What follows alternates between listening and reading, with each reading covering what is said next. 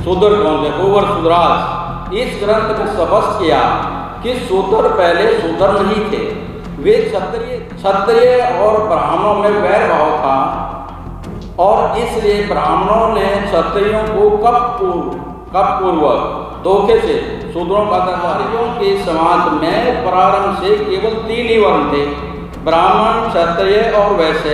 शूद्र अर्थात चौथा वर्ण तो क्षत्रियों का ही एक आवश्यक अंग था।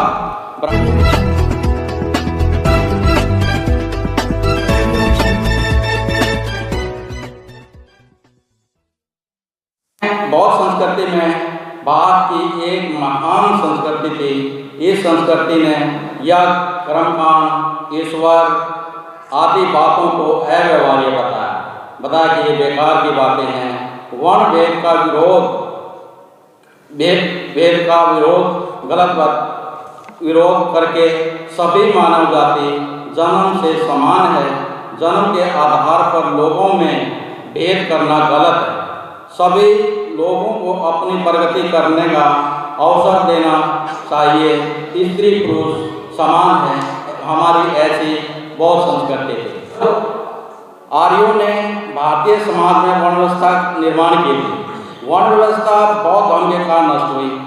इसका ब्राह्मणों को बड़ा दुख था, क्योंकि इस वर्ण व्यवस्था में ब्राह्मणों का स्थान श्रेष्ठ माना गया था, और बौद्ध धर्म में के अनुसार जन्म से कोई श्रेष्ठ या निकृष्ट नहीं होता, सभी लोग समान होते हैं।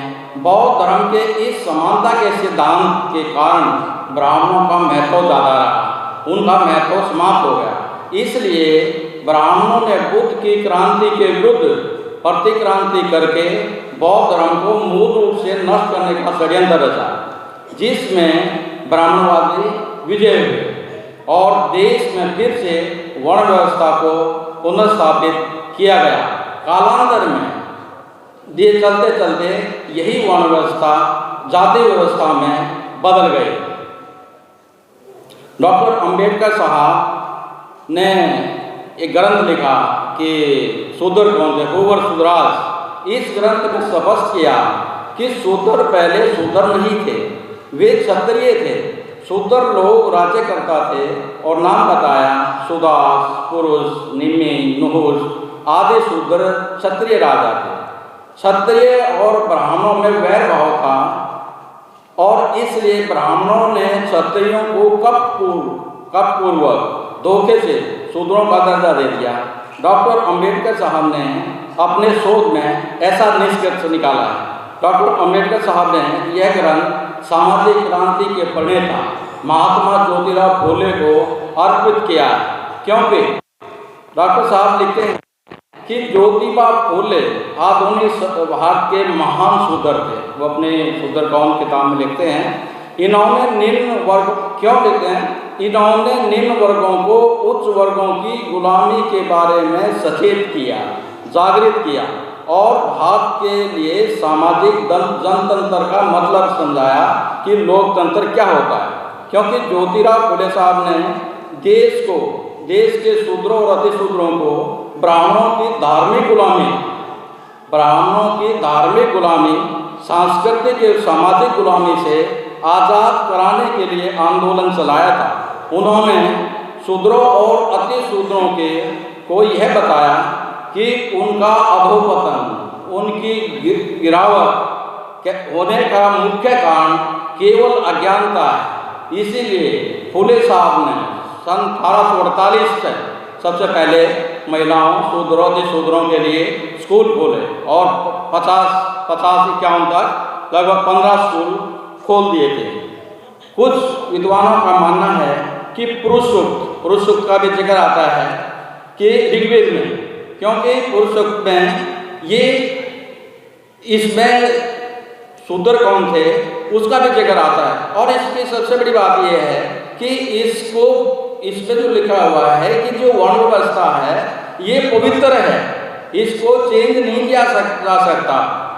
तो डॉक्टर अंबेडकर साहब इस मत के सिरे से नकार देते हैं कि ये ऐसी व्यवस्था नहीं है कि इसको पवित्र माना जाए। वो कहते हैं कि उनकी बाबा साहब की जो मान्यता है कि आर्यों के समाज में प्रारंभ से केवल 3 ही वर्ण थे, ब्राह्मण, क्षत्रिय और वैश्य। शूद्र अर्थात चौथा वर्ण तो क्षत्रियों का ही एक आवश्यक अंग था। ब्राह्मण तथा क्षत्रियों के बीच सामाजिक वर्चस्व को लेकर उनके युद्ध होते रहते थे और इसका जो कारण था केवल धार्मिक पूजा पाठ थी कि धार्मिक पूजा पाठ पुरोहित, ब्राह्मण भी पुरोहित था और क्षत्रिय भी पुरोहित था, कि धार्मिक पूजा पाठ कौन करे, इस बात को लेकर संघर्ष था। और इसमें धार्मिक पूजा पाठ में भी एक विशेष संस्कार था जो उपनयन संस्कार है। उपनयन संस्कार में क्या होता था और आज भी होता होगा कि वो जो बच्चा जो द्विज बनता है कि उनके जो वह बच्चा जो जन्म लेता है उसका जन्म 2 बार होता है। द्विज होता है, एक बार तो पैदा हो गया, दूसरी बार उसका संस्कार होता है जिसमें वो जनेऊ दान करके कुछ ऐसा रहता है और उसके बाद वो गुरुकुल में गुरु के पास जाता है, शिक्षा प्राप्त करता है। लेकिन इसमें 2 राजाओं का विशेष युद्ध है। इसमें 2 राजा हैं, इसमें 2 राजाओं के बीच में है युद्ध और उसमें एक क्षत्रिय एक ब्राह्मण है और उसमें तीसरा एक है सुदास। सुदास का नाम भी आता है कि सुदास ने उसको एक राजा का जो ये क्षत्रिय राजा था उसका साथ दिया और वो उसका कट्टर समर्थक था, तो उसने साथ दिया। लेकिन किसी कारणों से कि वो जो राजा क्षत्रिय राजा वो हार गया और जो सुदास है उसको जो हार के कारण है उसके समाज को भी उसके समाज का भी पतन हो गया और सभी जो राइट्स थे, बेसिक इसमें क्या हुआ कि सभी राइट्सों से उनको अब अधिकार वंचित कर दिया और अधिकार मुख्य जो था वो संस्कार का ही था। क्योंकि जब शिक्षा नहीं मिलेगी कि महात्मा ज्योतिराव फुले ने शिक्षा पर जोर दिया कि शिक्षा नहीं मिलेगी तो फिर उसको कोई भी आगे वो सारी कोई जानकारी नहीं ले पाएगा। तो इस संघर्ष के बीच राजा सुदास जो महत्वपूर्ण भूमिका निभाई वो राजा थे विश्वामित्र थे और विश्वामित्र के बीच में जो संघर्ष हुआ। दूसरा, डॉक्टर अंबेडकर साहब ने कहा है कि ब्राह्मणों ने केवल शूद्र राजाओं का ही, क्योंकि राजा थे शूद्र राजाओं और का ही पतन नहीं किया बल्कि जो उनकी संतान थी और जो उससे संबंधित लोग थे, पूरे समाज के लोग थे, उनका सबका पतन कर दिया, उनको सबका अधिकार वंचित कर दिया। और ये जो अधिकार जो उपनयन संस्कार का अधिकार था, बाबा साहब इसमें लिखते कि आज के एटम बम जैसा ये था, जैसे आज एटम बम का असर होता है ऐसा ही ये उपनयन संस्कार का था। उस समय उपनयन संस्कार इनका बंद कर दिया और इनका पतन हो गया। इस तरह से शूद्र और सदी अति शूद्रों का पतन हो गया और फिर इनको वर्गीकृत असमानता का संबंध में बांट दिया। यह वैधानिक और मतलब एक दंडात्मक, ये ऐसे शूद्र बना दिया तो शूद्र बना दिया वो तो कोई बात नहीं, लेकिन उसके बावजूद भी उनमें जो दंडात्मक उनको दंड देने का जो अधिकार उन्होंने ले लिया, तो दंड भी दिया जाएगा। दंड के बारे में सबको पता ही कि कैसा मनुस्मृति में, उसके बाद मनु महाराज आए और मनु महाराज ने इसको इतना कठोर बना दिया कि फिर इनका शूद्रों का उठना ही मुश्किल हो गया। तो ये तो एक इतिहास का हुआ कि कैसे शूद्र बने और कैसे ये तो शूद्र बने। लेकिन अभी आज के जो समस्या है, जो मूल समस्या ये है हमारी कि आज हम कैसे उठें, अभी हमें कैसे अधिकार मिले। लेकिन आज तो संविधान है, आज तो संविधान है और कोई संस्कार की कोई बात नहीं है, लेकिन समाज में जो गैर बराबरी बनी हुई है समाज में, क्योंकि सामाजिक संस्थाओं को पहले तो कानूनी रूप में हमें प्रतिबंध लगाया गया था, लेकिन आज संविधान है। लेकिन समाज में होता है वहाँ संविधान की जरूरत नहीं होती, वहाँ कानून की जरूरत नहीं होती, गैर बराबरी समाज में होते। संविधान तो कहता है कि सब बराबर हैं, लेकिन गैर बराबरी समाज में हो रही है। तो इस समाज की गैर बराबरी को ख़त्म करने के लिए ये हमें समाज में काम करना पड़ेगा। तो इसमें ये जानना जरूरी है कि व्यवस्था परिवर्तन का जो देश है इसको कैसे ख़त्म करें। ये व्यवस्था परिवर्तन, देश की सत्ता संरचना में बदलाव, व्यवस्था परिवर्तन, यह परिवर्तन कैसे हुआ।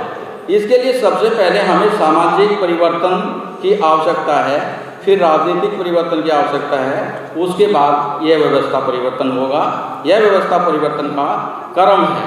जागृत करना है, प्रबोधन करना है, मानसिक रूप से सोए हुए को नींद से जगाना है। ब्राह्मणवाद का जो ध्रुवीकरण है, जो हम पर राज कर रहे हैं, उनका ध्रुवीकरण जो है धार्मिक ध्रुवीकरण है। धार्मिक ध्रुवीकरण को काटने का सबसे बढ़िया जो तरीका है, सबसे बड़ा जो हथियार है, हम सामाजिक ध्रुवीकरण करके इकट्ठे होकर हम उनको परास्त कर सकते हैं। क्योंकि हम लोग जो आज हैं लोकतंत्र में जी रहे हैं, लोकतंत्र में वही समाज जी सकता है जो अपना उत्थान कर सकता है, जो समाज बहुसंख्यक है। और जो समाज अपनी मेजॉरिटी समाज में सिद्ध कर दे तो वही लोकतंत्र में राज करता है। सामाजिक ध्रुवीकरण ही हमारी समस्या का समाधान है। समानता के आधार पर हमें एक होना चाहिए। अगर हमें सामाजिक ध्रुवीकरण करना है तो सामाजिक ध्रुवीकरण किसी विचारधारा के तहत ही होगा। अगर हमारी विचारधारा एक होती है तो हम सामाजिक रूप से एक हो जाते हैं। समाज विचारधारा से बनता है और चलता है। बाबा साहब अम्बेडकर के साहब के अनुसार विचारधारा का यदि प्रचार प्रसार न किया जाए तो विचारधारा भी मर जाती है। जैसे पेड़ पौधों में हम पानी नहीं देते तो पेड़ पौधे भी मर जाते हैं। तो हमें अंत में मैं यही कहना चाहूँगा कि हमें समाज रूपी ज़मीन में हल चलाना चाहिए और विचारधारा के बीज बोने चाहिए। मतलब समाज रूपी ज़मीन में जागृति का हल चलाना चाहिए, समाज को जागरूक करना चाहिए और उसमें फिर विचारधारा का बीज बोना चाहिए। और जो विचारधारा फैल जाएगी तो और फिर जो व्यवस्था के सत्ता के जो फल आएंगे तब हम और आप सब मिलकर उन फलों को खाएंगे। तो इसलिए समाज को जागृत करिए। Thank you. जय भीम।